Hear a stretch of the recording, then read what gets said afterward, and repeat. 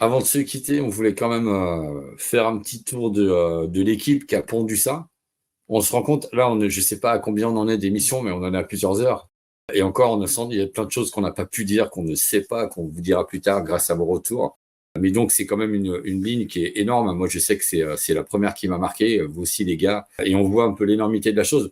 Donc, ça nous en semblait intéressant donc, de vous présenter un petit peu ce qu'on a pu avoir comme document. Donc, c'est pareil, il y a des choses, vous allez voir, c'est exceptionnel. Donc, sur les personnes qui ont permis cette gamme et comment dire ce succès à la française, parce que c'est aussi ça qui nous fascine. On en parle souvent, les gars. C'est à l'époque, on avait le sentiment, quand on regarde maintenant 2024, que notre pays, il faisait des trucs de dingue, une industrie de pointe. Voilà, bon, voilà, on va pas refaire l'histoire, mais c'est quelque chose dont on est vraiment fier. Donc, on va vous présenter l'équipe Mattel qui a responsable de tout ça sur la slide d'après. Vous allez voir un peu les acteurs. Donc, c'est des noms pour la plupart que vous connaissez. Donc, on va retrouver tout à gauche le boss, Robert Gerson, qui a fait tourner Mattel. Alors, on en parlera un petit peu après, mais je crois que Tommy, tu auras la gentillesse de me permettre de diffuser une interview que j'ai faite Oui, de ce monsieur. Donc, très rapidement, Robert Gerson, pour nous, c'est le gars qui est au cœur de tout ça. Il a repris Mattel France en 72, alors que c'était vraiment une micro-unité. Il m'a raconté un petit peu. Il a recruté ces gars, en gros, ils étaient 6. Et quand vous allez voir les chiffres qu'on vous présente, donc lui, il a géré Mattel, il a tout fait. Pour nous, c'est vraiment le pilier de Mattel France, de 72 à 99. Les années pour nous de référence, pour nous collectionneurs. Ensuite, nous avons donc Didier Bodel, directeur du marketing, Monsieur Gavioli, responsable de la production, et enfin donc Daniel Viel, PDG de Viel Plastique. Alors, Daniel Viel, c'est vraiment la personne dont l'usine a le plus produit pour Robert Gerson, son équipe pour Mattel. Donc, on remercie Pascal et Nathalie, car c'est grâce à eux qu'on a ces photos et les documents qui suivront également. Donc, on tient à les remercier parce que c'est des documents vraiment exceptionnels, très, très durs à trouver. Et ça vient de la revue du jouet que certains d'entre vous peuvent connaître sans doute. Donc, voilà, Robert Gerson, le PDG. Pour le marketing, Didier Bodel, Marc Gavioli, en charge de la production, et pour la fabrication, le sous-traitant, donc Daniel Viel. là, Christophe, t'as les papas de Musclor, quoi. Oui Exactement. et non. Oui et non, c'est pas eux qui ont créé la gamme. Attention, il a dit les papas de Musclor. Les Musclor. Pas de He-Man, pas Ah, des de maîtres de l'univers, de Musclor, Musclor. pardon. Ouais. Ah bah oui, Musclor, t'as raison, pardon. l'exception à la C'est une bonne française, remarque. Musclor. On pourrait dire que c'est un copier-coller de ce qui se faisait aux États-Unis, mais Johnny fait le candide. Mais vous allez voir que c'est pas ça, parce que le succès, il était bien au-delà de ça. On peut peut-être envoyer la slide suivante, parce que là, on va vous parler un petit peu de chiffres pour que vous puissiez réaliser donc l'énormité du succès. Concrètement, là, vous avez donc l'évolution du chiffre d'affaires, 100 millions de francs. J'ai mis pour la plus grosse année le taux de conversion en euros. Alors, vous avez France, export et total. Le pourcentage à l'export, il ne va pas vraiment varier. Le montant augmente, mais ça reste à peu près dans les mêmes pourcentages. Mais on part en 1982 d'un chiffre d'affaires de 149 millions de francs pour arriver en 85. Donc, 600, on parle de 600 millions de francs. Donc, ça fait 91 millions d'euros. On est sur Mattel France total, pas sur les maîtres de l'univers, mais c'est quand même. En 3 ans, c'est énorme. Donc, ce qu'on note aussi, ce qui est intéressant dans les documents de Pascal et Nathalie, là en 85, les principales pays donc, où on exportait pour 15,4%, c'était l'Italie, Grande-Bretagne, Allemagne, et il y a aussi donc Benelux et Scandinavie. Je ne sais pas si grâce à cette vidéo, on peut toucher un peu ce public, mais ce serait sympa d'avoir peut-être des éléments aussi de ces pays qui ont donc été fournis par notre pays, par la France, quoi. Pour 85 aussi, là, c'est les plus gros chiffres qu'on a réussi à obtenir, et la synthèse, elle est incroyable. Alors, maître de l'univers, donc pour cette gamme-là, 80% pratiquement de la production, c'était français. On a donc 2,3 millions de personnages vendus donc, pour l'année, ce qui représentait sur le marché global 52%. Donc, on a fait le calcul, 2 300 000 figurines vendues par an, ça fait un peu moins de 200 000 par mois, ça fait à peu près 6 400 blisters vendus par jour. Je ne sais pas si vous imaginez. C'est là où je veux revenir sur cette idée que comprendre toute la fabrication française, c'est complexe parce qu'il y a tellement eu de production et très peu de survivants. Parce que nous, on se base que sur ce qui est ce qui a ressorti via Internet. Enfin, si on parle de Yellow Border, c'est pas des millions qu'on a retrouvés, c'est quelques centaines, peut-être un millier, j'ai envie de dire, en étant gentil. On est loin des 2 millions et quelques produits que cette année-là. Par exemple, je reviens sur l'Attila, encore une fois, c'est pas parce qu'on l'a pas vu qu'elle n'existe pas, parce que dans les 2 millions et quelques là, vous vous rendez bien compte qu'il y a des choses probablement n'ont jamais refait surface, mais qui étaient là, qui étaient inclus dans ce chiffre. On peut remarquer une chose, messieurs, de l'époque, c'est qu'il y avait un gros travail de démarchage sur le terrain de la part des représentants Mattel, et puis pas que Mattel, tous les fabricants de jouets de l'époque, parce que tu en trouvais partout, les bureaux de tabac, les stations-service, les bazars, les magasins de bricolage, il y avait du jouet et tout. Ouais, Et il y avait un travail de terrain de malade. Les mecs, ils plaçaient leurs produits de façon astucieuse dans les bons endroits. Là où papa allait acheter ses cigarettes, là où papa allait acheter ses vis et son marteau, il y avait un petit rayon bazar avec des jouets, des maîtres de l'univers. La dynamique de la marque Mattel, alors on en parlera un petit peu plus loin, succinctement, hein, mais la dynamique qui était dingue, et surtout, il y avait que de l'innovation.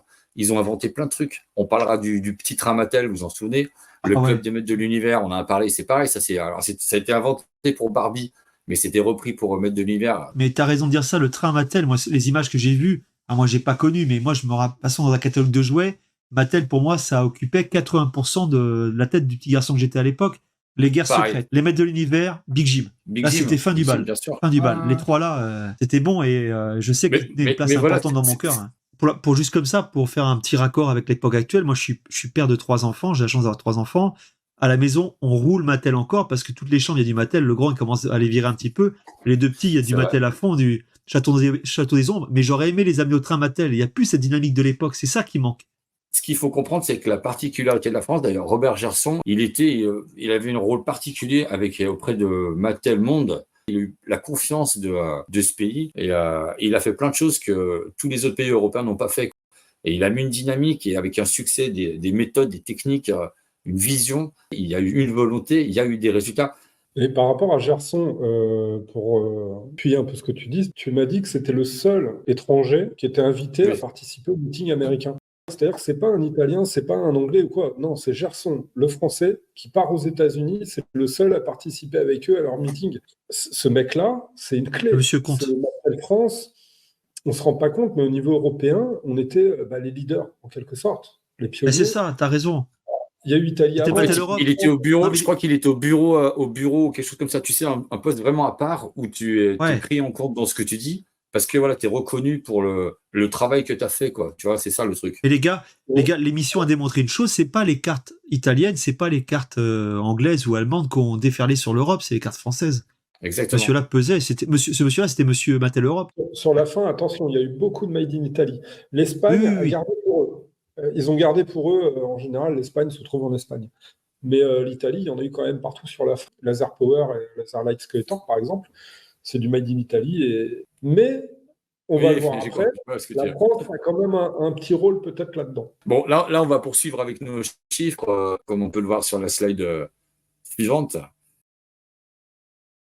Alors, sur cette slide, on continue un petit peu notre analyse de chiffres. Alors, on ne va pas pouvoir vous parler de chiffres toute la soirée, mais c'est quand même intéressant. Alors là, on a les chiffres d'affaires avec surtout les progressions. C'est ça qu'on veut vous montrer. 83 par rapport à 82, ils font plus 25. 84 par rapport à 83, plus 80%. En 85, par rapport à un plus 80, les gars, ils te font un plus 64.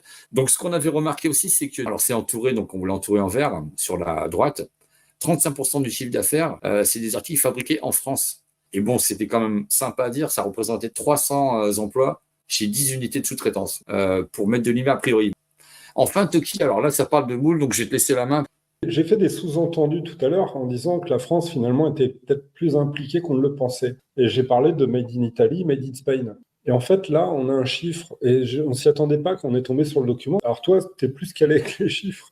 En gros, sur 12 500 000 francs de l'époque pour les moules, il y a pour 7 300 000 qui sont pour l'international. Ça veut dire qu'on produit, par rapport à ce que tu dis, tu avais tout à fait raison, et on a même produit plus de moules pour les autres que pour nous, international. Alors, c'est pas forcément US, quoi, mais ça va être l'Europe. Donc, voilà, tout ce que tu as cité tout à l'heure, Italie, Espagne, il y avait Allemagne. Mais donc, tu avais raison, finalement, voilà, les moules, ça représentait, on avait un savoir-faire et on exportait ce savoir-faire. On réfléchit bien à ce qu'on est en train de lire. À part l'Espagne, où il y a des fois marqué Made in France sur les figurines et les accessoires, il n'y en a pas en Italie. En fait, qu'est-ce qui correspondrait à ça? Et là, on a commencé à réfléchir correctement. On s'est dit, c'est pas possible. Bon, on s'était spécialisé dans les moules. Les moules italiens, les moules espagnols, même s'il y a marqué Italie ou autre chose dessus, en fait, c'était nous. C'est-à-dire que les autres savaient tirer du plastique, savaient concevoir la figurine. Mais le moule, on était passé expert. En fait, on faisait les moules pour eux. Donc finalement, Le Musclor, glaive suprême, par exemple. Alors, je ne sais pas si je dois parler de la ceinture aujourd'hui, mais si on comprend bien ces chiffres-là, c'est sous l'évidence que ce Musclor, nous sommes responsables du moule qu'on a envoyé en Italie, et l'Italie a fait ses tirages. Et effectivement, c'est fabriqué en Italie, c'est pas faux. Il n'y a rien de mensonger là-dedans. Mais les moules, c'était nous. Les moules espagnols, c'était nous. N'oubliez pas que les bureaux de Congost étaient en France. Donc le lien entre la France et l'Espagne, il est très étroit. Et là, on est sur le cul, façon de parler, dans le sens où ça, par contre, nous, on ne l'avait pas imaginé. C'est-à-dire que quand on voit du Made in Italy, on se dit, bon, bah, ils ont fait leur moule après, ils ont repris le flambeau. Bah non, en fait, ça reste Mattel. Donc on s'accorde les uns les autres. Qui sait faire quoi? Nous, on sait faire les cartes. Yellow Border, on en balance aux autres pays. C'est ce qui s'est passé. On le remarque avec certaines productions, Made in Taïwan, ou de la Démonia, encore une fois, qui n'a pas été emballée en France. Et là, on se retrouve face à des chiffres concernant les moules. Alors, il faut savoir que cet article-là date de 86. Ouais, 86, parce qu'il y a les chiffres de 85, donc c'est logique, quoi. On est en plein dans l'histoire de Mattel France vis-à-vis des maîtres de l'univers. Et là, on nous sort que les moules, il y en a plus qui sont fabriqués pour les autres. Mais quel autre? À part Italie, Espagne, j'en connais pas d'autres en Europe qui ont produit. Donc ça veut dire que nos moules, ces moules, espagnols et Italie, c'était nous. Et là, la production française, tout d'un coup, elle prend encore plus d'ampleur. C'est incroyable. Et ça regroupe aussi, ça va regrouper Big Jim, enfin d'autres gammes, hein. Barbie aussi beaucoup, oui. Attention, parce que c'est vrai qu'on parle de Musclor, mais il y a aussi, là c'est la globalité de ce qu'on a pu produire pour les autres. J'allais dire, par exemple, la production espagnole, on voit du Made in France, donc on pourrait se dire, bah oui, mais on le savait. Non, parce que nous, de base, on était parti sur l'idée qu'on avait cédé des moules. Quand nous, on s'en servait plus, moi, je m'étais imaginé qu'on avait refourgué des moules à l'Espagne. On s'en sert plus. L'Espagne en a besoin parce qu'ils ont encore du succès sur la gamme. Ils veulent encore produire de leur côté. Allez, prenez nos moules, on s'arrange. Non, on a fabriqué des moules pour eux. Et ça, c'est quand même extraordinaire. En fait, toutes les fabrications européennes, si on suit bien cet article, seraient des moules français. Titus Megator. Français à Titus et Megator. C'est juste du délire. Pense ça aussi à Eternia, quoi. Tu vois, le playset Eternia, donc qui est fabriqué en Italie. On s'aperçoit de la grandeur de l'industrie française de l'époque et que maintenant, voilà, c'est des choses qu'on a très loin entre nos mains, quoi. On est très loin de ça, bien sûr. Et c'est ça, je vais insister là-dessus parce que moi, j'ai eu la chance d'avoir Robert Gerson au téléphone, on en parlera tout à l'heure brièvement. Si tu reprends en plus ce que M. Gerson a refait, là, je pense qu'il a réussi à prolonger la vie de l'industrie française. Parce qu'à une époque déjà où tout avait été délocalisé, où les Italiens ne faisaient plus de moules, comme on l'a vu, etc. Exactement. Donc on leur a apporté les moules. Il a réussi à pérenniser l'industrie française et je pense qu'après, le jouet a été après ce règne de Mattel du temps de Monsieur Gerson, après c'était fini. Ce que tu dis, tu vois, sur le reste de la taille, donc il repart, donc on a entouré 80 millions de francs en export, voilà, ça on l'a vu tout à l'heure. Mais aussi, ils insistent sur le fait que c'est bien une entreprise française puisque tout est réinvesti en France, parce que il me parlait, M. Gerson, du souci souvent quand il cherchait à faire fabriquer au début, non, il ne voulait pas travailler pour des Américains, quoi, tu vois. Mais non, Mattel France, c'était vraiment France et ça bénéficiait au pays. Il y avait des emplois qui étaient créés, ainsi de suite. C'était vraiment 100% français, quoi, à part les compétitifs, idées qui venaient là-bas. Oui, bien sûr. Alors, sur la slide suivante, on va sortir un petit peu des chiffres. Ouais, vas-y, Tommy, je t'en prie. Ouais, juste par rapport à ça, quand dans l'émission, vous avez abordé le fait que les employés de Mattel de l'époque faisaient même leurs retouches chez eux sur les figurines, etc. C'est que les consignes de Mattel, pour être compétitifs et rivaliser déjà avec des gens comme le Taïwan et le Malaisie, déjà, il y avait des consensus de fait et il n'y avait pas de petite économie, quoi. Donc, les chiffres-là, ils se sont battus pour les avoir. Hein. C'est très intéressant, effectivement, comme anecdote. Ouais. Oui, en fait, moi, quand je suis allé, un des derniers gros lots que j'ai récupéré, de temps en temps, les gens en parlent parce que j'ai fait diffuser des photos. C'est un lot que j'avais récupéré, donc beaucoup de Yellow Border. Hein, on voit les deux Facor, par exemple, Faker Facor. Il y en a deux sur une photo. Juste sur la même photo, il y a Shera et Katra. Vous voyez de quoi je parle peut-être pour certains. Bon, j'ai eu accès à un gros lot et il s'avérait que la personne qui m'a vendu ce lot, son père travaillait pour un sous-traitant de Mattel à l'époque, et c'était la partie finale où on emballait tout, en fait. C'est-à-dire qu'on prenait la figurine, le comics, les accessoires, on mettait tout sur blister, on scellait le blister et ça partait dans les cartons.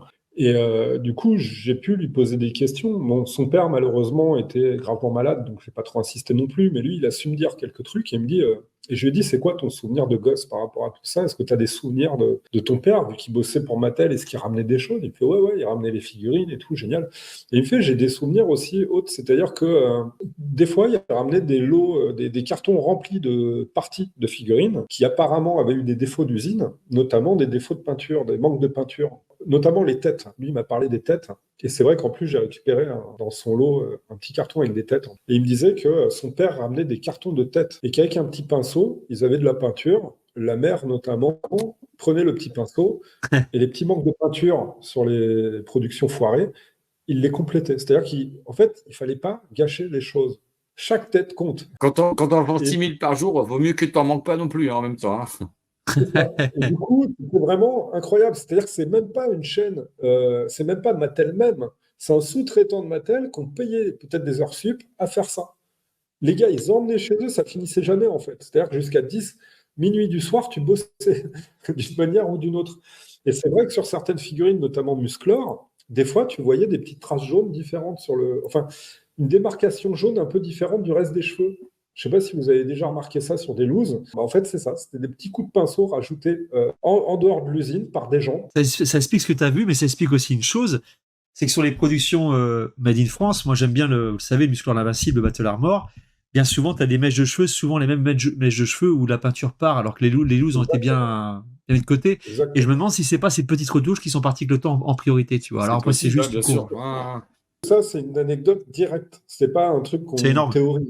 C'est voilà, ça sort de la bouche du gars. Son père était là, il l'a vu quand il était petit, ramener les caisses avec les têtes à rafistoler avec la peinture. Et ça, c'est génial. Quand tu entends des trucs comme ça, tu te dis, mais les Ah ouais. mecs, c'était des malades. Ça vaut de l'or, ça. Ouais, quand tu m'as dit ça, c'est pareil, j'étais vraiment sur le cul parce que c'est pas quelque chose que tu imagines. Tu imagines l'usine de guerre et tout. Alors, tu imagines pas la petite, la C'est ça. daronne le soir, la petite Ouais. maman là, qui fait sa peinture après avoir fait la soupe, c'est clair. Ouais. Donc là, on va passer juste, bon, on sort un petit peu des chiffres bruts. Là, c'est donc c'est les top ventes par année. Donc en 84, on voit que sur la partie qui est entourée en vert, on va s'intéresser à ça essentiellement. Donc les 10 jouets et jeux les plus demandés ont été dans l'ordre. Donc pour 84, Barbie, maître de l'univers. C'est intéressant parce que ça nous permet de balayer un petit peu la vie de la gamme. 86, alors j'ai pas 85, mais c'est pas grave, on sait qu'en 85 on a cartonné, on a vu. Alors 86 déjà, on commence à chuter. Donc les 5 jouets les plus demandés, on a Gobo, bon l'arrivée, on en parlait d'autres gammes, notamment les robots transformables. Barbie et son environnement, et les bisounours, Kenner qui était quand même qui est monté en puissance. Ensuite, Lego Playmobil. Alors ça, moi, ça correspond à mon souvenir. On a les Zoïdes, je m'en souviens très bien de oui. Tommy. Et les personnages à thème Mattel. Donc là, on est sur une petite chute quand même. 86, on voit qu'on amorce quelque chose. Et alors en 87, on est complètement pour la ligne qui nous intéresse, donc maître de l'univers. On est complètement sorti, on n'est plus du tout. Il y a l'arrivée de Masque et tout. Ben voilà, ça correspond tous aux souvenirs qu'on a où nous-mêmes, on se désintéressait un petit peu parce que moi, personnellement, quand Masque est arrivé, c'était terrible. J'étais en extase et voilà. Donc, voilà les faits. Ça, c'est pareil, c'est intéressant parce que c'est factuel. Donc, c'est comme ça que ça s'est passé. Ça a commencé à se casser la figure fin 86 et 87. Ben, les ventes étaient quasi terminées, quoi. Donc, on va voir sur la slide d'après que bizarrement, alors, j'ai pas d'autres documents, donc j'ai mis que l'année 87 parce qu'on n'a rien. Mais on voit que malgré, alors, Tucky va nous expliquer pourquoi, parce qu'effectivement, il y avait le film qui sortait, mais malgré la chute de la gamme en 87, le niveau d'investissement, il était méga élevé. On était quand même, pour les maîtres de l'univers, le 3e en position d'investissement publicitaire, avec un montant de plus de 900 000 francs. Donc, c'est quand même très important. Donc, je pense qu'il y avait une volonté de soutenir la gamme malgré tout. Et donc, Tucky, tu me faisais la remarque, il y avait aussi la sortie du film Maître de l'univers. C'est ça que tu me disais à cette époque-là. C'est ça. C'est-à-dire que Mattel croyait beaucoup en son film. Alors, on connaît peut-être un peu les déboires du film.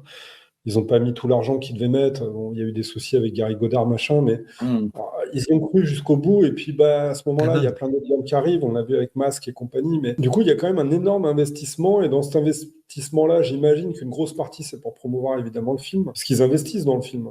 Et malgré ça, voilà, ça prend pas correctement. Et on se retrouve avec des personnages cette année-là, des reprises finalement de moules existants. Si je dis pas de bêtises, en plus de ça, c'était la Horde. En France, on avait ça. Ouais. T'as eu que ça. T'as pas eu les hommes serpents en pu, t'as pas eu autre chose. Si, alors on a vu ça l'autre fois, Homme Serpent, on a eu ça en 87. Ça correspond à cette année-là. On l'a vu avec Tucky. Oui, mais globalement, on veut vous montrer ça parce que quand on vous dit qu'en 87, on pense qu'on peut affirmer que c'était vivant, voilà, ça peut aussi tendre à le prouver, quoi. On peut valider un petit peu la prise qu'on vous propose. Vous avez vu, et les gars, c'est la folie parce que quand je revois les noms des publicités, moi, ça me fait rêver. Hein. Je vois Mad de Kenner, Je revois Canon Noir et tout, des choses qui me font vraiment planer, parce que c'était vraiment les clips de l'époque. Bref Star, les maîtres de l'univers, mais c'est la folie. Ça, ces documents, tout ce qu'on a vu là, donc c'est des documents vraiment exceptionnels. On est vraiment content de pouvoir les partager avec vous, parce que c'est factuel, tu as des chiffres, hein, ça nous aide vraiment à comprendre les choses, et c'est une mine d'infos. Donc si nos auditeurs ont d'autres documents, bien entendu, ça nous intéresse énormément. Vu l'investissement posé encore cette année-là par Mattel, bon certes il y a le film et compagnie, c'est ça, ouais. Il y a quand même, on n'est pas sur l'arrêt de la gamme. Là, on y croit encore avec cet investissement-là. Bien sûr, quand nous, on imagine que les Made in France ont perduré jusqu'en 87 et pas 86 uniquement, c'est aussi grâce à ça. Là, on se dit, attends, en 87, c'est pas fini en fait. Mais c'est pas encore fini, donc il n'y a aucune raison que Mattel France arrête la mécanique à ce moment-là. Donc c'est là où on se dit, nous, on étend le truc. C'est-à-dire qu'au lieu de se dire, ça se finit à 86, finalement, il n'y a aucune raison que ça se finisse en 86 au niveau de la production française, pardon. Et je pense qu'on peut aller à 87 sans problème. Et en 87, Exactement. par contre, on arrête les machines. Là, c'est la fin, ouais. Nous, on voit le truc comme ça. Alors, il va rester un dernier petit document avant de passer à la toute fin. Donc ça, c'est marrant. On ne savait pas trop où le classer, mais on voulait quand même vous le présenter. Donc ça, Tommy, tu peux peut-être t'en parler parce que ça t'avait botté. C'était toi qui nous l'avais fait passer. Tu te souviens ou pas, Tommy ? Ouais, je m'en souviens, bien sûr. Ouais, c'est des bons de commande pour les détaillants. Et ce que tu as surligné, entouré en rouge, chez Facor, qui a été rajouté au crayon papier. J'ai ouvert les yeux en grand, j'ai vu ça, c'est pas possible. Ce qui veut dire qu'il n'était pas spécialement prévu, mais qu'il y avait quand même une demande déjà. Alors on ne sait pas si le bon de commande, la personne qui a rédigé le bon de commande a eu satisfaction, mais il y avait quand même une demande d'avoir Facor, quoi. Ou est-ce que c'est peut-être le commercial qui... on ne sait pas, mais c'est marrant de voir que jusqu'au bout, ce personnage, il aura été vraiment... il leur a posé problème. Là, pour moi, avec ce document, on est en 85, je ne sais plus si je l'ai mis, on a encore ce faker qui traîne, il faut le refourguer. Je me dis, ce serait bizarre que le commerçant lui-même ait rajouté ça, alors qu'on se dit personne n'en veut, on ne sait pas. Moi, mon idée, c'est que à la base, on le retire du commerce normalement en 85. C'est-à-dire que dans les catalogues de 85, tu n'as plus Faker qui apparaît. En France, il me semble. Oui, c'est exact. On a arrêté de vouloir le distribuer parce que ça marche pas. On n'arrive pas à écouler les quantités. Tu l'enlèves du bon de commande ? Justement, mais on le rajoute quand même parce qu'on se dit, il y en a quand même pas mal qui dorment. Donc, allez, on va les refaire quand même au cas où. C'est exactement ça. Ouais. Le commercial, t'as raison, Toki, qui dit, attendez, moi, j'ai quelque chose à vous proposer. Puis c'est lui qui vend le produit directement au détaillant. On dit, écoutez, le Musclor, alors le bleu, là, ça, j'en ai en stock et tout, il est bien celui-là et tout.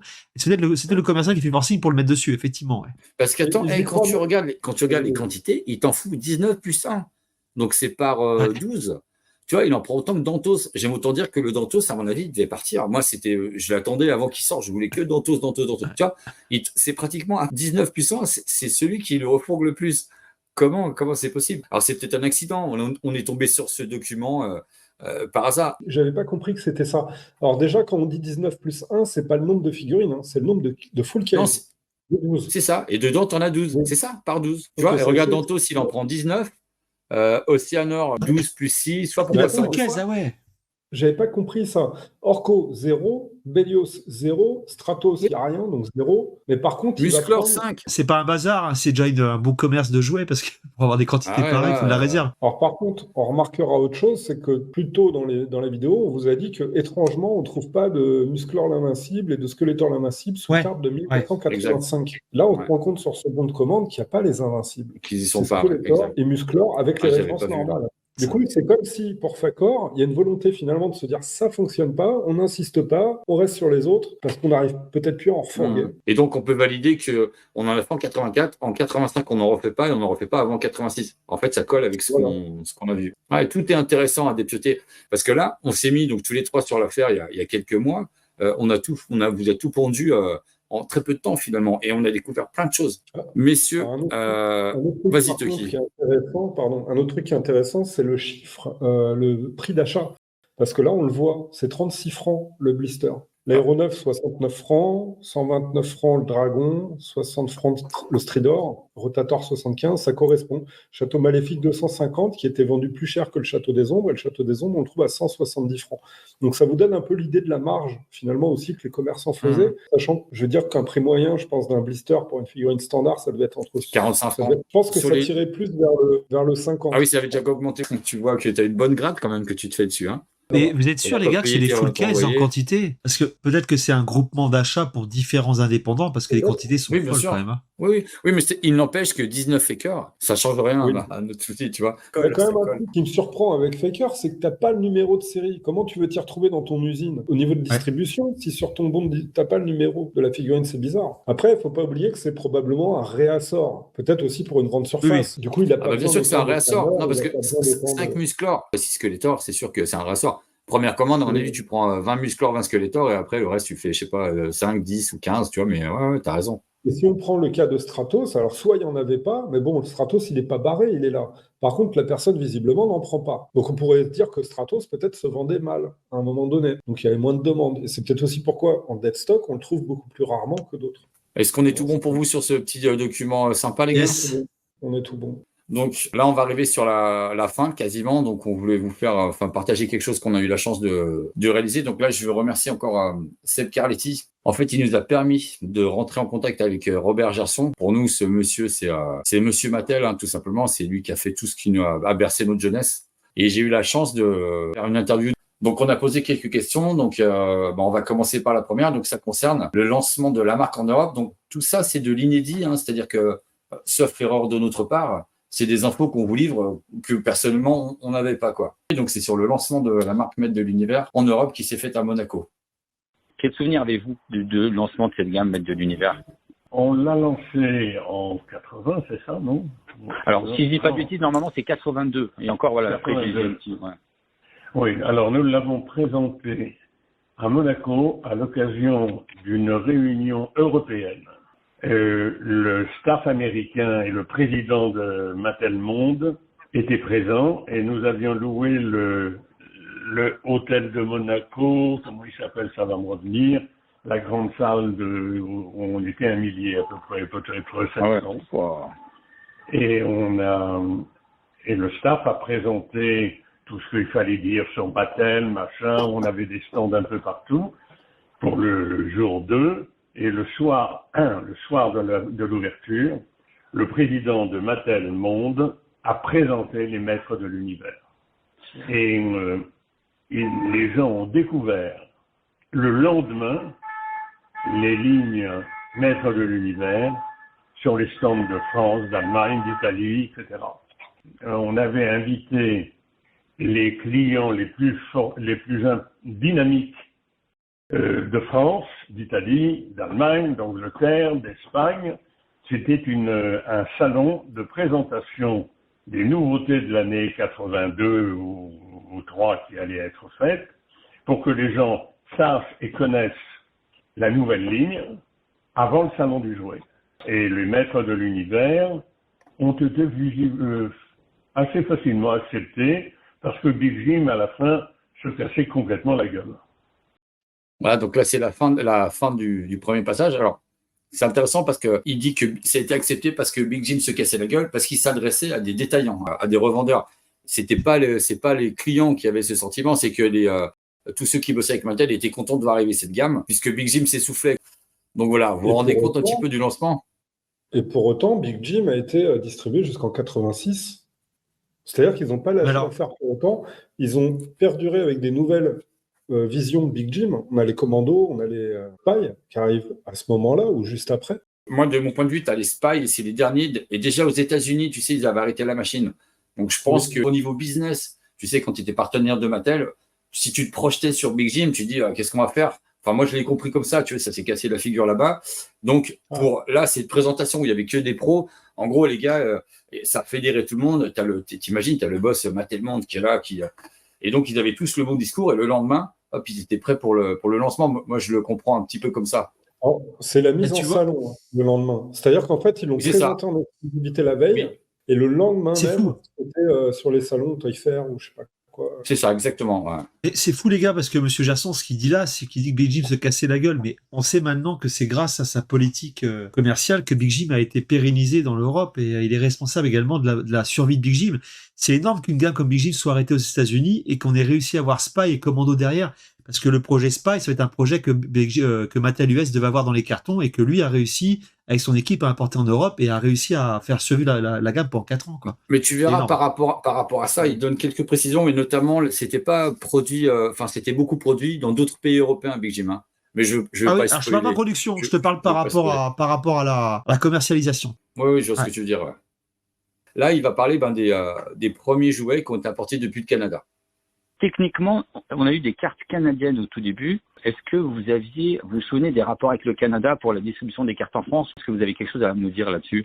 Les cartes en France? Quelles cartes?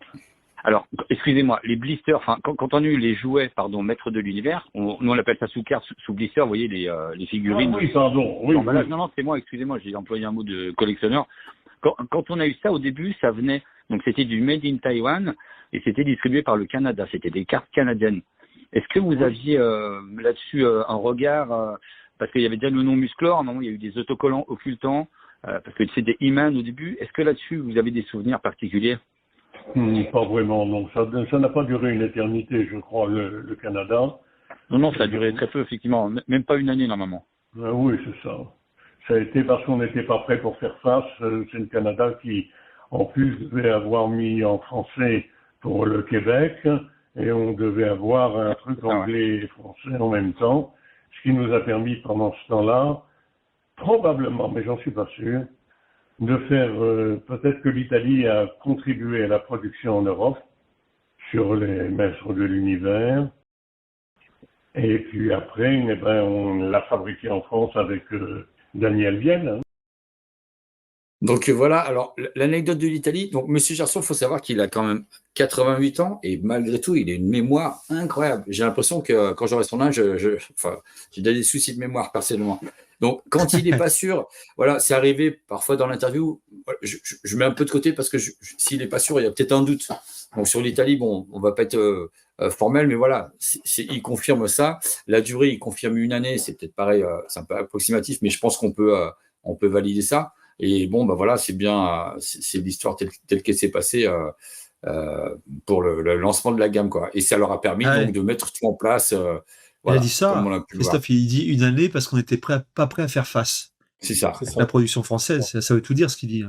Et donc, ils sont partis de zéro. C'est ça qu'il faut comprendre. Hein. Alors, j'ai pas mis tous les passages. Vous verrez, mais il y a même des petits passages qui sont un peu anecdotiques, mais c'était pour rester sur Maître de l'univers. Mais en une année, donc ils ont mis une machine de guerre en place avec une technologie. Enfin, ils ont tout créé. Ils sont allés démarcher tout le monde, avoir des sous-traitants. Enfin, c'est un travail énorme qui a été fait, quoi. C'est ça qui est fou, quoi. Et après, donc, ils ont pris la main et on a eu le Made in France, comme vous l'avez vu au début de l'émission. Donc là, on va attaquer un point qui était important. On en a souvent parlé. Bon, nous, c'est la France, hein, c'est un petit pays. Tout venait des États-Unis, donc on se dit, waouh, les US, ils ont dû contrôler à mort. Il devait y avoir un gars qui venait tous les mois. Après, avec Toki, on s'est dit, non, Monsieur Gerson, il devait monter peut-être tous les 3 mois, tous les trimestres, tous les 6 mois pour rendre des comptes aux États-Unis. Donc, on va voir ce qu'il en est. Là, je vais partir un petit peu, je vais attaquer la gamme Maître de l'univers. On sait que sur les productions françaises, il y a eu sans doute des difficultés. Enfin, il y a beaucoup de différences par rapport aux productions qui ont été donc de Taïwan, qui ont été distribuées aux États-Unis. Qu'est-ce que vous aviez comme compte à rendre? Est-ce qu'il y avait un cahier des charges sur la production française? Comment c'était géré ça? Quelles étaient les relations avec les États-Unis là-dessus? J'ai jamais eu beaucoup de difficultés ni de complications au cours des productions. Ce que nous avons mis en place pour les productions, j'ai demandé, et ça a rassuré le siège, j'ai demandé que l'un des responsables ou des directeurs ou des présidents de la production viennent en France pour nous expliquer et expliquer aux entreprises françaises, du moins ceux qui fabriquaient. J'ai fait visiter du moins ce responsable, cet Américain, auprès des 5 ou 6 entreprises que nous avions sélectionnées ensemble. Nous avons convaincu les fabricants français ont convaincu l'interlocuteur américain qui représentait plusieurs unités de production. Okay. On s'est mis d'accord sur certaines contraintes, sur une façon de travailler, Et une fois qu'on s'est serré la main, on m'a plus jamais posé de questions. Ça, c'est à l'ancienne. C'est fou. C'est On bon, a ça. la réponse. On a la réponse, monsieur Gerson. Est-ce que vous étiez à la botte des États-Unis? Pas du tout. Il a demandé parce que je pense qu'ils en avaient besoin pour caler les choses. Donc ça les a rassurés. Le gars, il est venu une fois, il a fait le tour, ils sont jamais revenus.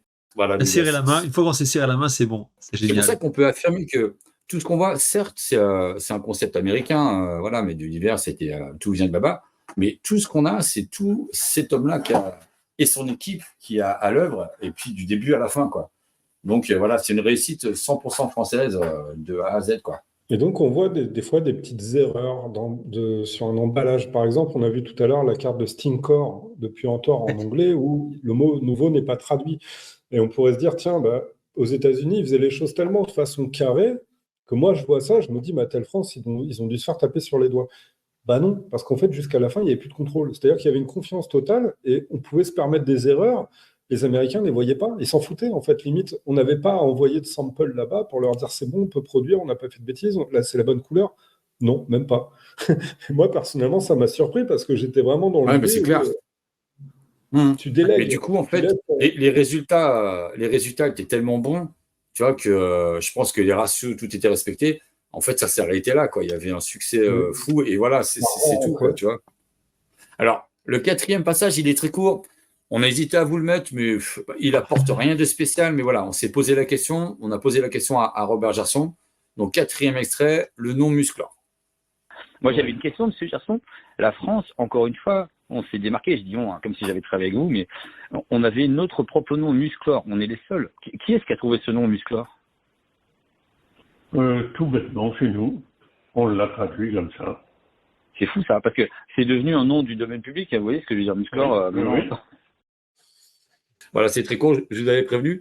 Mais en gros, voilà, je pense qu'il Non, mais y avait Skeletor et le contraire, c'était Muscle. C'est dommage, j'aurais voulu qu'il me donne le nom, qu'il me dise c'est Jean-François Francis, qui, tu vois. et l'explication est bonne. Il y avait beaucoup de noms en or, voilà. Et là, Ouais. muscle, musclor. Non, il me dit, on l'a traduit comme ça. C'est ce qu'il me dit, c'est source ces mots. Voilà, c'est comme ça qu'ils l'ont traduit. Et puis finalement, ça tombe sous le sens. C'est vrai que ça s'intègre parfaitement, Musclor, Skeletor, tout ce qu'il y a eu en or après. Bon, voilà, c'est simple mais efficace, quoi. Et la logique, ils l'ont pérennisé puisque Océanor, c'est ça, Merman et Thor. Extensor. Il y avait Extendar. On aurait pu garder Extendar, mais non. Donc voilà pour le nom Musclor. Bon, c'est pas très précis, mais c'est sympa quand même à partager. Ah, et quel plaisir d'entendre cette voix, ce timbre de voix et cette élocution. Enfin, moi, je trouve ça génial. Voilà. Alors, cinquième, avant-dernière partie. Donc, ça concerne la sélection des usines pour la production française et surtout les responsabilités qui allaient peser sur les gens qui allaient travailler. Donc, on en reparle un petit peu après. Donc, on peut envoyer le cinquième extrait. Il y avait qu'une seule usine à. Non, pas du tout. Non. Ouais. Mais au début, il devait y en avoir, je pense, 5 ou 6. Ah ouais. Et après, on n'était plus qu'à 3 ou 4. Ils étaient à 3 ou 4. Et Daniel Viel a été le plus dynamique dans tout ça. Ce qui avait beaucoup étonné les fabricants français, comment appelle-t-on? J'ai un trou, je ne sais plus comment on appelle ça, les gens qui fabriquent pour vous. Les sous-traitants, non? Les sous-traitants. Voilà. Ouais. Non, c'est pas des sous-traitants, c'est autre chose, ça ne fait rien. Quand on a fait du prospect pour avoir des gens qui accepteraient de fabriquer pour Mattel, il a fallu s'arracher parce que les gens ne voulaient pas travailler pour des Américains. Ah, ok. Il faut se souvenir ça. Hein? Ok. Donc, on a réussi à convaincre une dizaine ou une douzaine de gens et on leur a donné des projets de production pour savoir à quel prix ils nous sortiraient ça. Et quand j'ai vu les prix, j'ai dit ça y est, un truc qui va pas. Le profit, je me demande où ils le font. On a bien regardé et on s'est dit, ils vont gagner de l'argent, mais pas autant que on pourrait le penser. Donc on a réuni à nouveau, sur les douzaines, on a conservé 7, je crois, et on leur a dit, voilà, vous avez fait une analyse de prix, etc., machin, hein, il y a un problème, vous ne gagnez pas assez d'argent. Dis non, c'est pas courant, ça. Non, c'est pas courant. Donc, je vous rappelle que vous êtes responsable, si vous vous mettez en production avec nous, vous êtes responsable de la production, de la qualité. Ouais, de la rentabilité aussi de leur boîte. S'ils se cassent la figure, après, c'est pareil, ça n'arrange personne, quoi. Oui, mais là, ce sont des enfants qui vont jouer avec. S'ils sont blessés, s'il y a quelque chose, vous serez alliés à Mattel France et vous serez responsable avec moi. Quand même, les mecs, ils ont commencé à ne pas se sentir très bien. J'aurais dit donc, on se retrouve dans 2 semaines et vous me représentez vos plans de production avec un profit minimum de 7%. Ok. Ils n'avaient jamais entendu parler de ça. Bon, alors, il y a la fin de l'anecdote sur le tout dernier passage. Ce que je retiens, c'est déjà, vous allez travailler avec vous serez allié à Mattel France, vous travaillez pour des enfants, enfin, on fabrique pour des enfants. Donc, ça rejoint toute cette histoire de Blue Frame, de phrases préventives. Enfin, on avait ce souci et de ce que je comprends, donc, 1, ils gagnent pas assez et 2, s'ils tirent trop sur les prix, ils vont vendre de la merde. Donc, c'est pas sûr que la qualité, vous voyez, tout était lié. Effectivement, moi, j'ai jamais entendu, les gars, c'est pas assez cher, vos prix sont pas assez chers.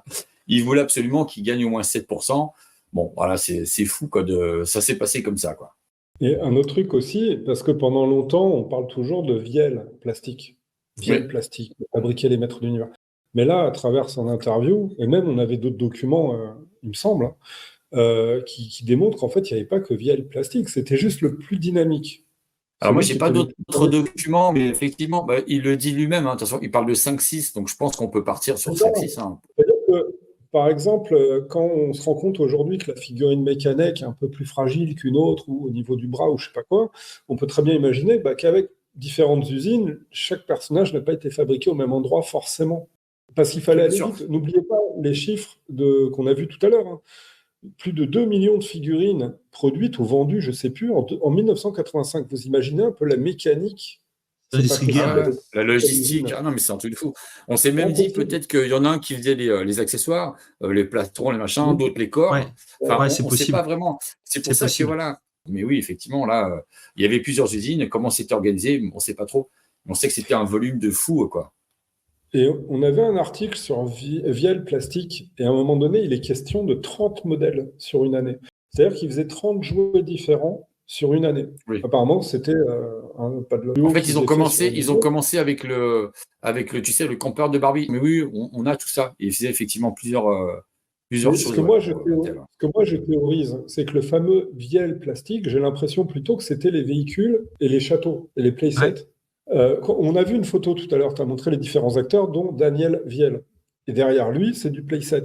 Parce que quand j'entends, moi, personnellement, 30 modèles à fabriquer sur une année, je ne peux pas inclure toutes les figurines maîtres de l'univers là-dedans. Donc j'ai comme le sentiment que Viel Plastique, alors j'affirme rien, c'est personnel, c'est juste une idée que je développe, que eux, c'était plus en fait le véhicule et le playset, et que probablement les figurines, c'était peut-être ailleurs. Parce que nous, avec notre perception et ce qu'on a entendu jusqu'ici, on a l'impression que tout est au même endroit. Non, c'est dispatché. Bien sûr. Impossible. Bon, messieurs, là, dernier et excellent extrait, donc extrait numéro 6. Donc, quand on s'est revus, les mecs, ils étaient au garde-vous. Et dernièrement, j'ai rencontré un ancien de Yonax que je ne connaissais pas. On m'a présenté. Et il ne me connaissait pas non plus. On lui avait dit, tiens, ça c'était Mattel, je ne sais plus quoi. Et le gars a dit, ah oui, Mattel, mais il a rendu riche tous les fabricants de Yonax.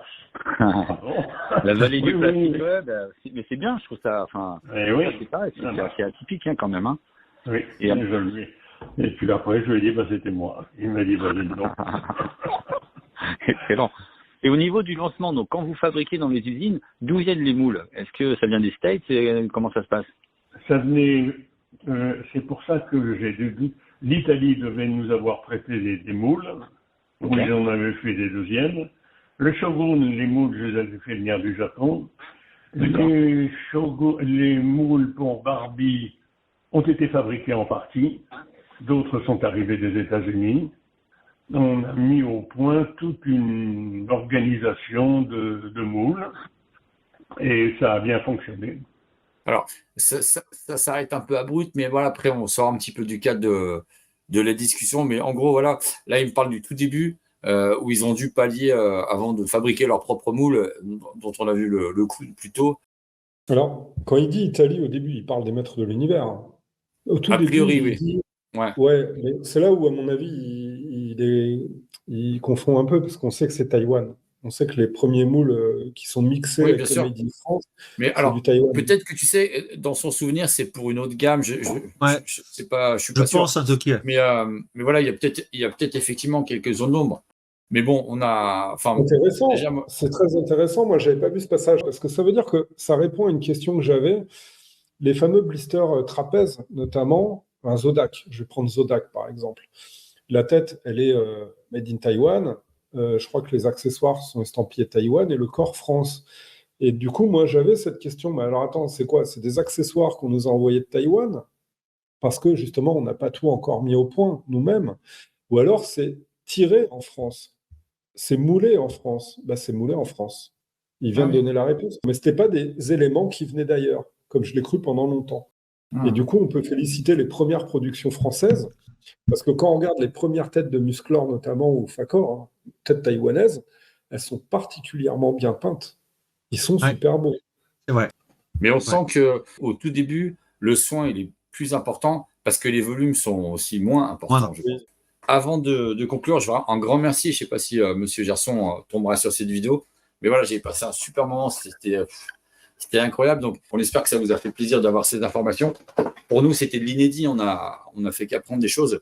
Et approcher ce monsieur, ouais, franchement, c'était vraiment énorme. C'est vrai qu'on aurait voulu en avoir plus, mais on espère donc que les autres responsables de l'époque, notamment Didier Bodel, pour revenir vers nous éventuellement. Donc, on a presque fini simplement. Alors, les quelques slides qui restent, là, ce qu'on vous demande, ça va de nous filer un petit coup de main. Déjà, si on a dit des bêtises ou alors, on n'est absolument pas des experts de rien du tout, ça on vous le redit. Nous, on est juste des passionnés, ça nous plaît. On essaie de se creuser la tête pour comprendre et avoir quelque chose de cohérent. Donc, on a dit un truc inexact. Avec plaisir, à cette adresse mail, on attend vos retours pour qu'on soit voilà, plus accurate, plus juste.